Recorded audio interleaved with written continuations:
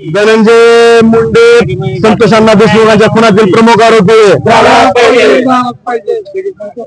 ते काय करा कागदाना एक संख्या मोठी उभं करा संतोष अण्णा देशमुखांच्या खुनामध्ये धनंजय मुंडे हा प्रमुख आरोपी संतोष अण्णा देशमुखांच्या खुनामध्ये धनंजय मुंडे प्रमुख आरोपी धनंजय मुंडे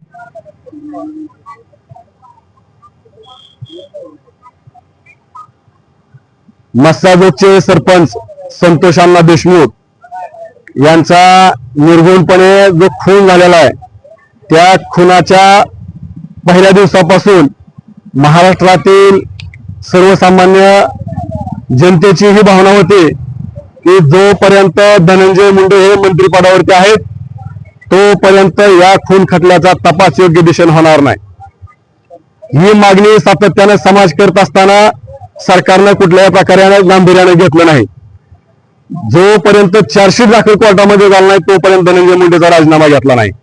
चार्जशीट दाखल झाल्यानंतर धनंजय मुंडेचा राजीनामा घेतलाय आणि राजीनामा घेत असताना सुद्धा या हरामखोर धनंजय मुंडेने त्या ठिकाणी ट्विट करून सांगितलं, एक पोस्ट केलेली आहे त्यांनी की माझी तब्येत ठीक नसल्यामुळे मी राजीनामा देतोय।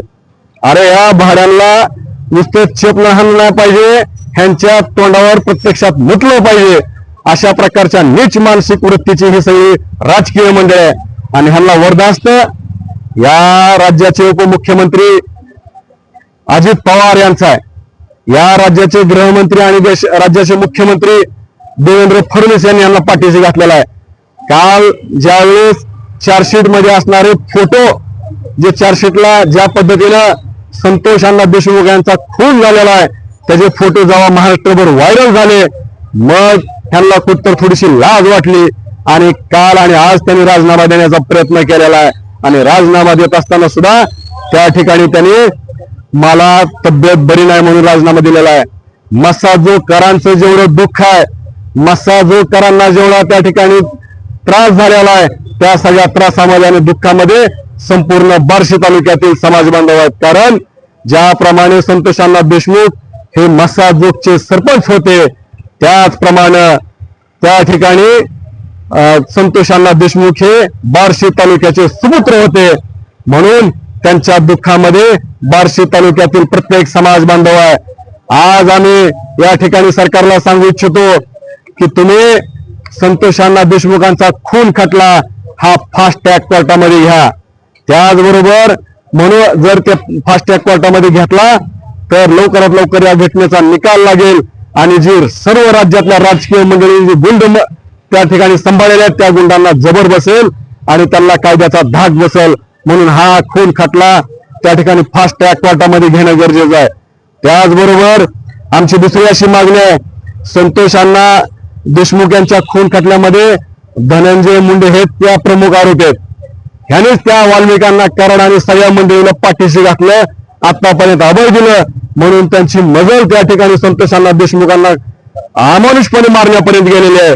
म्हणून आमची या ठिकाणी ही सुद्धा मागणी आहे की धनंजय मुंडे यांना प्रमुख आरोपी या सगळ्या खून खटल्यामधला करा आणि धनंजय मुंडेसह त्या ठिकाणी असणारे PI आणि पोलीस स्टेशनचे तत्कालीन अधिकारी यांची सगळ्यांची नार्को टेस्ट करा अशी आमची या ठिकाणी मागणी आहे।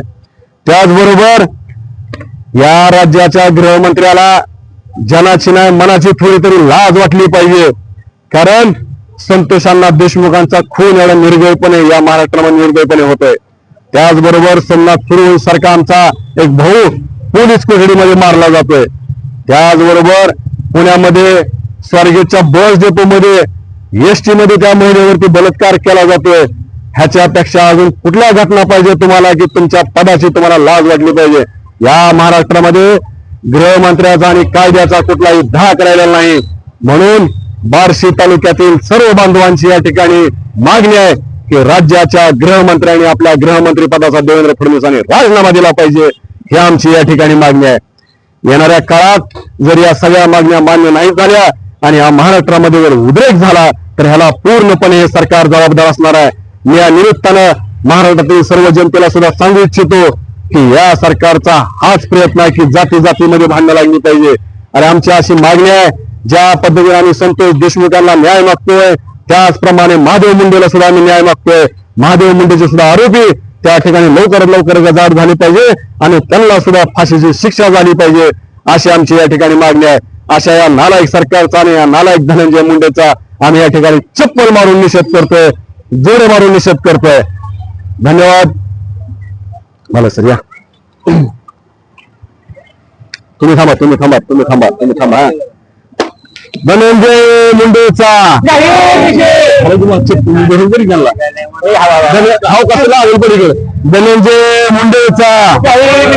धनंजय मुंडेचा धनंजय मुंडेला प्रमुख आरोपी धनंजय मुंडेला प्रमुख आरोपी धनंजय मुंडेला संतोष अण्णा देशमुखांच्या खुनातील प्रमुख आरोपी धनंजय मुंडेला संतोष अण्णा देशमुखांच्या खुनातील प्रमुख आरोपी धनंजय मुंडेंना संतोष देशमुखांच्या खुनातील प्रमुख आरोपी अशा या नीच प्रवृत्तीच्या धनंजय मुंडेचा आम्ही या ठिकाणी जाहीर निषेध करत आहोत. येणाऱ्या काळात सरकारनं जर गांभीर्याने नाही घेतलं तर याचा परिणाम या सरकारला भोगावा लागेल असं देखील या निमित्तानं सांगतो.